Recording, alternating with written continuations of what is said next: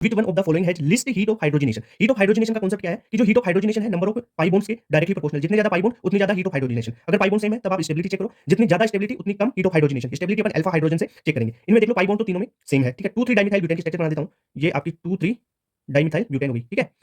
Clear बात। इसमें भी एक पाई बॉन्ड, सब में एक एक पाई बॉन्ड है। अब अल्फा हाइड्रोजन देख लो, स्टेबिलिटी से देखते हैं तो देखो इसमें अल्फा हाइड्रोजन की बात करें तो 3 ये 3 ये 3 ये 3 ये, यानी टोटल 9 अल्फा हाइड्रोजन। यहां पर कितने हैं?